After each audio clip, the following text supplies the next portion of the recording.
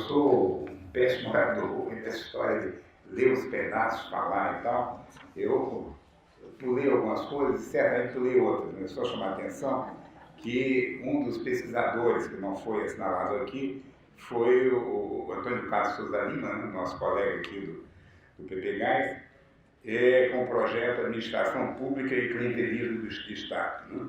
No final do segundo ano, por razões que tinham a ver com as estratégias de pesquisa da sua equipe, Antônio Carlos preferiu desligar-se do projeto maior com a promessa de entregar, dentro de um certo tempo, um livro com os resultados do investimento intelectual feito em 98 e 99. Né? A promessa foi cumprida e em 2002 o seu livro, Gestar e Gerir, Estudos para a Antropologia da Administração Pública no Brasil, foi publicado.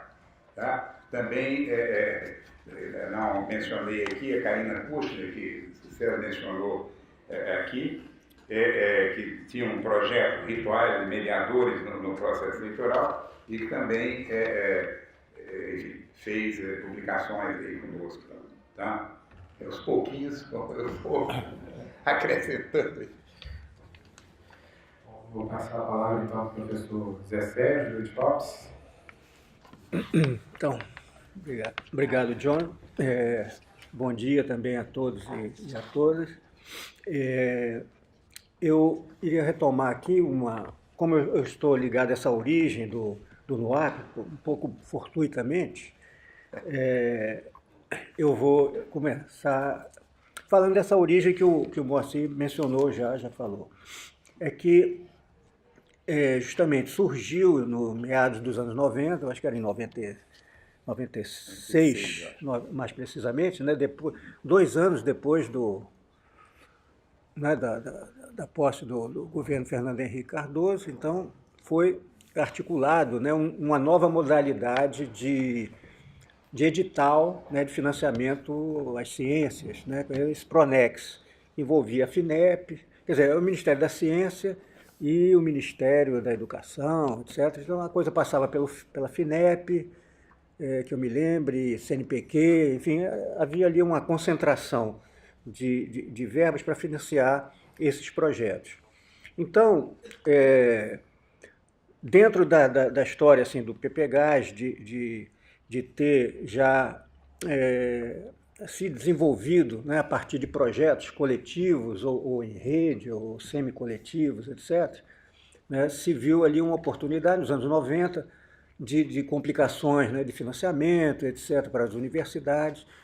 Se viu essa chance, né, através desse projeto, se dinamizar as pesquisas no programa. Sempre esse problema de verbas para pesquisa, etc. Então, a gente começou a discutir, mas coletivamente, né, se tomou um pouco, talvez, dentro da história do PPGás, que surgiu já, né, com o Roberto Cardoso de Oliveira e David Membry-Lewis, mais o Casfaria, etc., surgiu de um mestrado acoplado a um projeto coletivo que envolvia todos os pesquisadores, todos os professores, praticamente. Então, talvez, diante desse hábito, dessa história e tal, acabou discutindo coletivamente esse projeto. Um projeto possível, né, para apresentar para esse edital. Então, foi escolhido finalmente, não sei porquê, talvez eu tivesse saído da sala, ou pelo fato de ser um pesquisador periférico, assim, né, dos interesses do PPGás, ou então antropologia em geral, me botaram como coordenador desse projeto. O projeto tinha que fazer uma grande costura, né, uma grande costura para, dentro dessa visão de aproveitar ao máximo, né, as pesquisas no interior do PPGás. E então foi feito esse projeto chamado Fazendo e Refazendo Fronteiras Sociais, uma abordagem antropológica da construção do Estado Nacional no Brasil. Eu cheguei mais cedo hoje para ver meus arquivos lá em cima, na sede, né, porque até é difícil de recuperar isso do ponto de vista dos arquivos, né? Em 95, 96, a internet estava entrando, né, no Brasil nessa época. A gente já estava fazendo as coisas no computador e tal, mas, enfim, eu tive que recuperar muitos HDs externos até chegar a esse texto. E então, como o Moacir já mencionou, isso envolveu quase todos os professores do programa, talvez algumas pequenas partes, talvez, ou a parte americanista, né, né, ou, enfim, a parte... Algumas partes não entraram, mas quase a totalidade entrou dos pesquisadores. Então foi uma discussão coletiva interessante, até para se ver como fazer um denominador comum nessa diversidade de pesquisas. Já não se estava, nós estávamos já, né, 30 anos depois do início, lá de 68, que um grupo menor, né, de antropólogos, em torno do Roberto Cardoso, fizeram um projeto coletivo. Era mais fácil fazer um projeto coletivo com menos gente. Né? Muito tempo depois, com o PPGás estabelecido, diversidade de linhas, etc., era mais difícil. O Moacir mencionou, né, que daí tive uma equipe diante dessa multidão de pessoas. Havia uma equipe, né, mais executiva, que eu me lembro, foi a Lígia, Federico Neyburg, o Márcio Goldman. Me lembro, na casa do Federico, a gente queimando pestana aí para apresentar o projeto, botar numa tabela, Excel, as coisas, orçamentos e outras coisas, e essa costura, né? Mas aí o projeto foi indeferido, né? Aliás, eu boto isso no meu currículo lá, coordenador desse projeto tal, indeferido, porque eu acho que talvez seja interessante recuperar, né? Você vai fazer a história da pesquisa, etc., do processo de pesquisa, não somente através dos projetos que efetivamente foram financiados, aprovados, mas também é interessante recuperar os projetos que não foram aprovados, até para ver, né, as linhas colaterais que podiam ter sido e não foram, ou que foram por outras vias, né? Então, isso é interessante. Então, porque ele foi indeferido porque foi considerado um projeto muito institucional, não era o caso do edital, né? A gente fez uma leitura mais, sei lá, segundo essa história e tal, da instituição, talvez, né? E aproveitamos para costurar internamente. No entanto, o edital já estava apontando para essa coisa que depois viria a ser comum nos projetos, em vários editais, é você fazer o projeto em rede, né, com outras regiões, outras universidades, outras instituições de pesquisa. Então, eu, como detentor da massa falida, então, a gente pensou como apresentar para uma nova versão desse mesmo concurso. Eu me lembro que o Gilberto Velho fazia parte do júri, né? Então ele não participava desse. Era um dos poucos que não participava desse projeto porque estava no júri, era uma pessoa neutra que tinha que julgar, né? É do tempo que os juízes não se metiam nas coisas, né? Tinha uma atitude de isenção, né? Etc. Imagina, né? Não é isso que se vê hoje em dia. Então, eu passei a massa falida em discussão com outras pessoas. Havia já um grupo, que era o de Antropologia da Política, que já estava montado em rede, né? Já estava previamente a qualquer edital, a qualquer incentivo para articulação de rede, etc. Isso já havia o grupo, né? Até recebi aqui uma mensagem pelo WhatsApp, ontem à noite, a Beatriz Herédia, reinaugurando o WhatsApp dela, porque ficou temporariamente parado desde março, quando ela entrou em hospitalização, entrou por UTI, etc. Agora voltou a se comunicar e mandou uma mensagem, né? Que até a gente poderia botar aqui no microfone, aqui a mensagem do WhatsApp, seria muito moderno, mas em suma, ela dizendo que mandava uma saudação às pessoas e que ela tinha muita ligação com essa rede, né? Porque ela, desde 1988, lembrou lá de um evento na Ampox, ela e o Moacir apresentando já esse trabalho, datando isso de 88. E, enfim,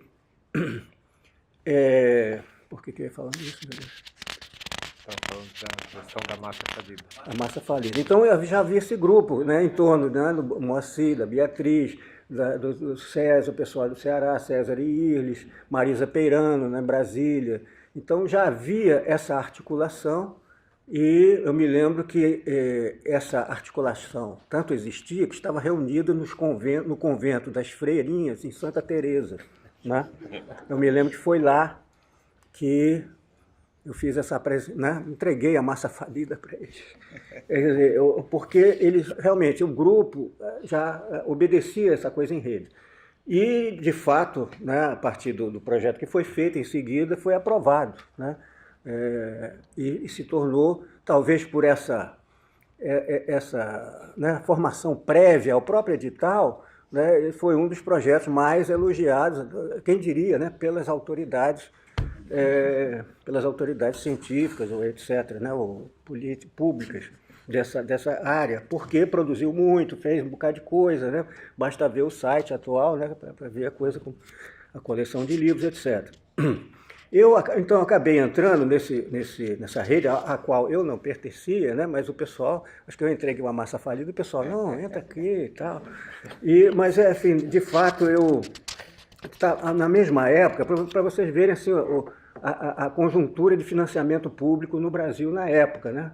Assim, esses projetos, a gente vai vendo, né, a história assim, da administração pública da área, né, como é que estava se apresentando. Na época, eu estava, eu acho que foi até um pouco antes do próprio Pronec, tinham me oferecido um projeto, que aí um ex-professor do PPGás, Shelton Davis, né, que foi orientado do Maybury Lewis, né, e deu aula no PPGás, né, então até assisti o curso dele junto com o Moacir, sobre sociedades camponesas, campesinas, como se chamava na época, e, enfim, ele foi nosso professor, ele fez uma tese com campesinato na Guatemala, e também fez um livro, né, sobre a política indigenista na época, nos anos 70, na época do Médici, etc. E voltou para os Estados Unidos, foi um ativista, né, das causas indígenas, americanas e internacionais, e também se meteu por essa área ambiental, né, um acidente lá nuclear nos Estados Unidos. Então, do ativismo, ele acabou sendo chamado para o Banco Mundial. E no Banco Mundial ele dirigiu o setor lá de um departamento lá de meio ambiente. E ele então veio em 1995 para 96, se a gente não poderia fazer um projeto que acabou se intitulando Participação Pública no Controle da Poluição Industrial no Brasil e na Argentina. Isso foi, por essa experiência dele na questão nuclear, etc., nos Estados Unidos, ele lembrou que havia esse antropólogo periférico que estudava indústria, trabalho, essas coisas, e lembrou-se, né, dessa questão da poluição industrial, que era um interesse dessa área de departamento de meio ambiente, né, o lado marrom, né, tem o lado verde, né, a coisa florestal e etc., e o lado marrom da poluição. E então a gente acabou montando um grupo de pesquisadores, né, a Diana Antonais, que tinha experiência na área de saúde do trabalho, fez tese aqui também no museu e trabalhou muito nessa área, foi do DIESAT, né, uma espécie de diese da saúde do trabalhador, a Rosane Prado, que tinha experiência em Angra dos Reis, que era a área nuclear, a Gláucia Silva, que também estudou essa área nuclear, né, bom, e então montamos um grupo, e a própria Beatriz Herédia, que na época estava no Greenpeace, eu trabalhava também no Greenpeace, e tinha conhecimento do que se passava na Argentina. Então, tem um capítulo aqui do livro que acabou saindo pela coleção do NUAP, né, chamada Ambientalização dos Conflitos Sociais, Participação Pública no Controle da Poluição Industrial. E a Beatriz tem um capítulo, junto com outro antropólogo argentino, Ricardo Rosendo, sobre uma situação no município de Ensenada, lá uma região petrolífera, né, e suas repercussões na vizinhança. Bom, então nós ficamos com essa subparte, né, um projeto incluído na rede da antropologia da política, e pelo lado, menos do lado, ou seja, dos comícios, ou da política partidária, para política institucional propriamente dita, né, política partidária, também não do lado da violência, não necessariamente, né, a violência está por toda parte, mas não a violência explícita, né, e então mais nessa relação da questão da participação, que era uma coisa que já surgia naquele momento, né, pela própria Banco Mundial, falando em participação, etc. E mais essa relação dos leigos, né, leigos e atingidos, né, por fenômenos de poluição, fenômenos e aparelho de Estado, ou a burocracia, e nisso, no meio disso aí, grandes questões públicas, né, como essa questão do meio ambiente, contra a poluição, etc. Então a gente trabalhou um pouco em cima disso, né, em Volta Redonda, que é uma cidade siderúrgica, Angra dos Reis por causa da usina nuclear, e Minas Gerais, né, Minas Gerais, que era uma outra área de comparação, em Betim e também em áreas de mineração, e também a Argentina, né? Porque um projeto financiado pelo Banco Mundial não se contenta só com o Brasil, é pouca coisa, né? Tem que ter uma coisa mais ampla com a Argentina. Então a Argentina caía de bom tamanho aí, a Argentina ficou só resumida a um capítulo, mas, né, aos cuidados aí da Beatriz Herédia e desse outro colega, Ricardo Rosendo. Então, enfim, nós tivemos essa participação no interior da rede aí da antropologia da política, e que foi enriquecendo, né, aquilo que a gente já estava fazendo e nessa troca aí dessa rede. Para falar do segmento, quer dizer, os desdobramentos, né, do grupo de antropologia da política, se conseguiu, né, várias... Quer dizer, o nosso próprio projeto, que foi o subprojeto aí da ambientalização, ele foi inicialmente financiado pelo Banco Mundial, né, um convênio através da Fundação Joaquim Nabuco, Fundação Zé Bonifácio, né, da UFRJ, e depois nós conseguimos renovar isso através da Fundação FOR, também estava interessado nessa área ambiental, né, depois derivou para uma coisa sobre a Agenda 21, etc. Então a gente teve um duplo financiamento durante um certo momento, entre o Banco Mundial e a Fundação FOR. Então a gente conseguiu prorrogar um pouco esse tempo de pesquisa, um pouco, tanto que o produto final, que foi esse livro, foi lançado em 2004. Então a gente ficou praticamente o período todo do NUAP vigente. O NUAP também conseguiu, né, outras coisas subsidiárias. E isso foi durando. Posteriormente, nós criamos, bom, para falar dos desdobramentos posteriores, a gente criou finalmente mencionou um grupo chamado NUAT, né? Nós fomos fiéis ao NU artístico e científico, né? Então, para mostrar essa inspiração no NUAP, nós criamos o NUAT, quer dizer, T no final do trabalho. Antes disso, a gente teve uma formulação intermediária que foi o NAMPORT, que era com uma articulação com a Renata, que era um núcleo de antropologia da política da religião e do trabalho. Quer dizer, uma coisa quase que uma instituição total. E nesse período aí com a Renata, a gente tentou articular, teve um edital do BNDES sobre arquivos, né?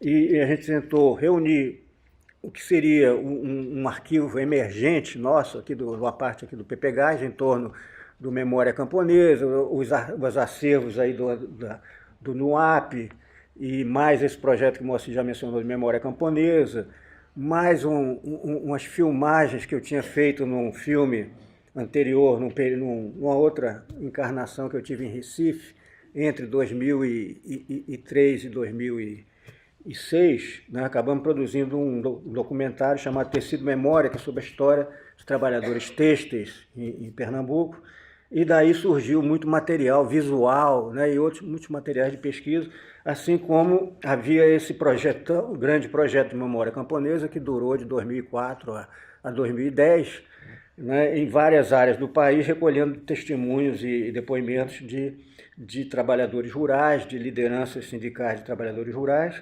Então a gente tinha um grande acervo aí que a gente queria juntar com outros acervos e apresentar num edital. Então nós articulamos junto com a MORGE, que é o Arquivo de Movimento Operário do Rio de Janeiro, do IFIX, né, coordenado pela Elina Peçanha, e um núcleo de documentação de movimentos do campo, coordenado pela Leonilde Medeiros no CPDA. Né, mas foi outro projeto não aprovado. Né? O edital do BNDES era para peixe grande, era para a Biblioteca Nacional, era para o Arquivo Nacional, essa coisa, não um arquivinho assim de três instituições sobre trabalhadores rurais e urbanos.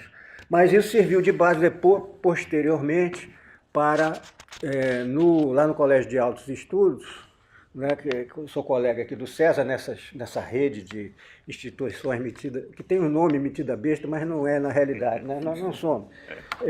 E fizemos logo um autoestudo logo dos movimentos sociais de baixo, através enfim, dessa ideia de arquivos, de acervos, né? Nossa intenção era criar esse memório, programa de memória dos movimentos sociais, reeditando essa articulação que a gente apresentou para o BNDES.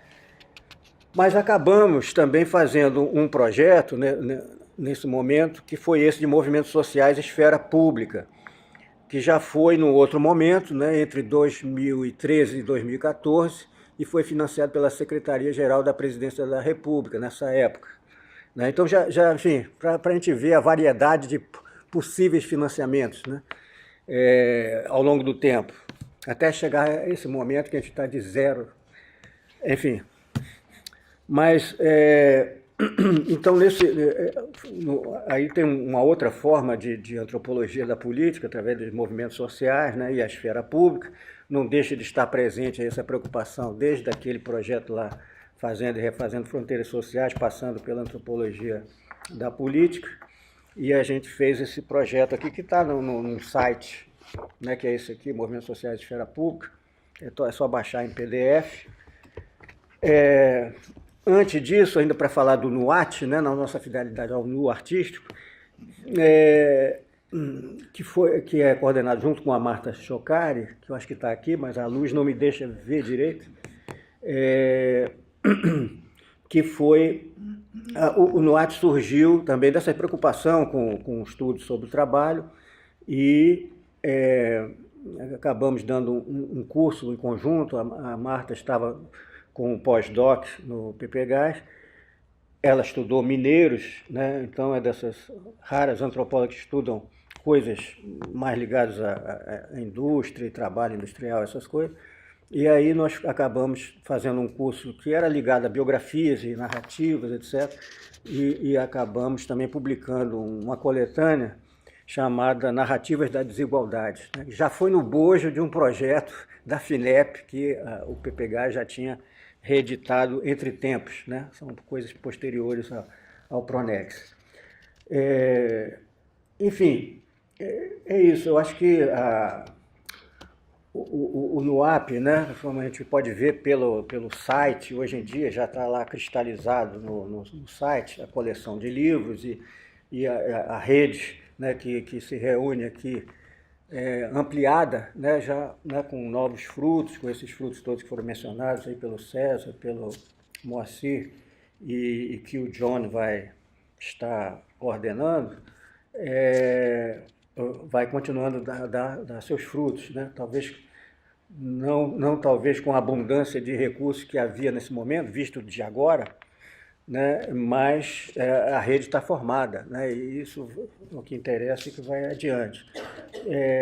Enfim, é um pouco isso. A gente que está, no caso do PPGás, nas vésperas dos 50 anos, né, que é o ano que vem, é um pouco interessante ver esse exercício através dos projetos, né, o projeto coletivo lá inicial, depois o projeto Emprego e Mudança Social, que foi também coordenado pelo Moacir. O Moacir é um especialista na coordenação dos projetos, é um fio condutor aí desses projetos e que frutificam ao longo do tempo. A gente vê as flutuações, né, do financiamento científico, a própria morfologia do campo antropológico, né, com as suas dimensões, suas variedades e tal, e também as instituições voltadas para isso. E a gente vê através dos projetos aprovados e não aprovados, né, e por aí vai.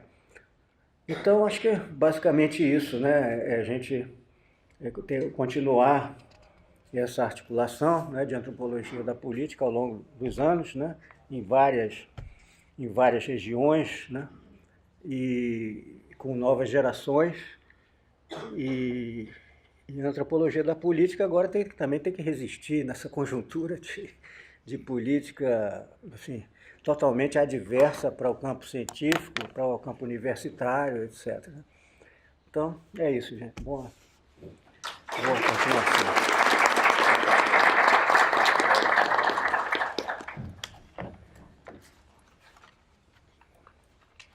Obrigado, Sérgio. Vou passar a palavra novamente ao Marcos, mas... Esqueci algumas coisas. Bom, voltando ao Um passado, box, aquele grupo que parte de memória, que mencionar aqui que o professor Luiz de Casparia estava entrando nos seus 90, né, se entusiasmou quando do projeto, passou enfim, a participar dos encontros que nós promovíamos, né? Temos um desses, nós tínhamos, além dos livros, né?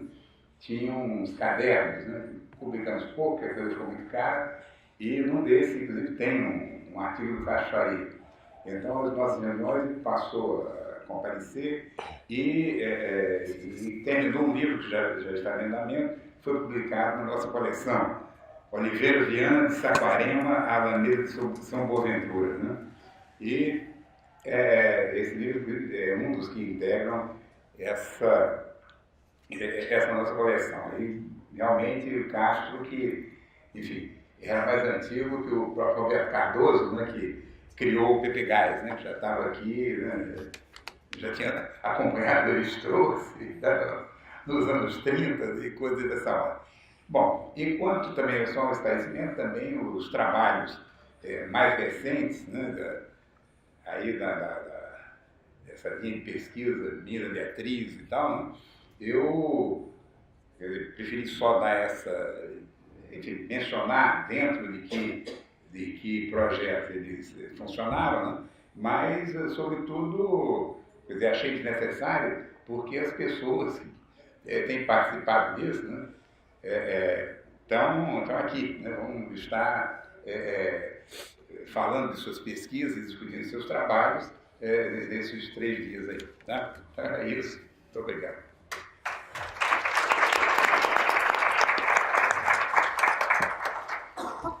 Bom, eu acho que não é para a gente ter um debate, né, mas eu vou abrir a palavra se alguém quiser fazer uso da palavra também para depoimentos ou observações, né, enfim, a respeito da trajetória do ar, mas uma rodada breve, né, porque temos, vai dar tempo de um almoço mais tranquilo. Né? Então, se alguém quiser fazer uso da palavra, está aberto. João, queria só dar uma sugestão para você falar sobre o site. Sim, o site, depois, assim que a gente, à tarde, quando a gente resolver alguns problemas técnicos, a gente pretende colocar ele aqui no fundo, né, para as pessoas poderem olhar, mas o site está em funcionamento já, acho que há uns 2 anos, mais ou menos, e já há algum tempo com toda a coleção de livros do NUAP disponível para download gratuito, né, aquela coleção foi editada pela Eulio do Mará, né. Tem alguns livros que não foram propriamente parte da coleção, que não estão disponíveis ainda, mas a gente pretende também disponibilizar, são as 2 coletâneas, enfim, tem uma série, alguns livros que estão ligados a esse momento do NUAP, mas que não estão disponíveis ainda. É uma coleção de antropologia da política está toda disponível. A gente também pretende digitalizar e disponibilizar os cadernos no ar, que incluem, inclusive, o projeto original, né?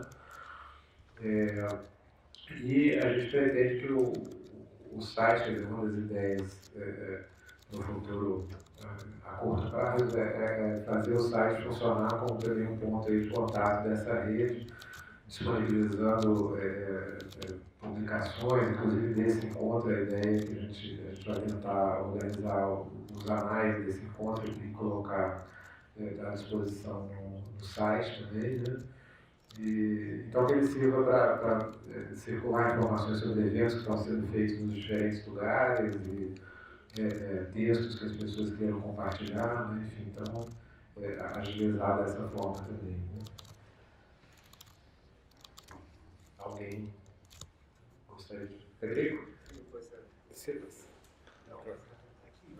É para cá, está gravando, é melhor.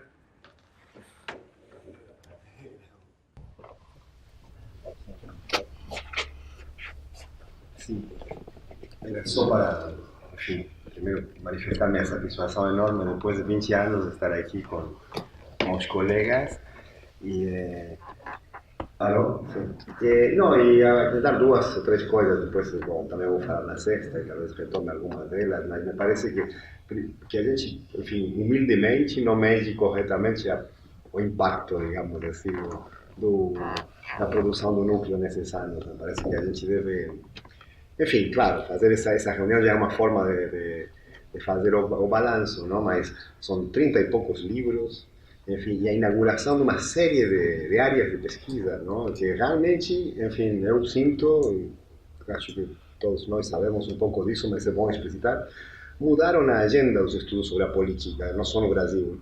Mudaram bravamente, digamos assim, não? Digamos, só a mudança, falando teoricamente, ou sem muita pretensão, de chamar núcleo, me lembro das discussões, núcleo da antropologia da política e não núcleo da antropologia política, já envolvia uma enorme mudança, digamos assim, não? E é bom lembrar, inclusive, os artigos que não me lembro já exatamente quando foram publicados, quando começaram a circular, versões, não, como política ambígua, como pequena e grande política, o famoso, eu digo, famoso mesmo texto que motivou tantas discussões sobre o tempo da política de Beatriz e Moacir, enfim, realmente marcaram uma mudança enorme. É só observar o que acontecia, digamos, no plano internacional, eu diria, não? Na antropologia feita em português, em espanhol, em francês, em inglês, nos estudos da política naquela época. Realmente, digamos, a gente fez, o grupo que fundou e que continuou, digamos, não? Levou até as últimas consequências, me parece, de forma muito variada, muito heterogênea, muito criativa, o que seria uma teoria etnográfica da política, digamos assim, de fato.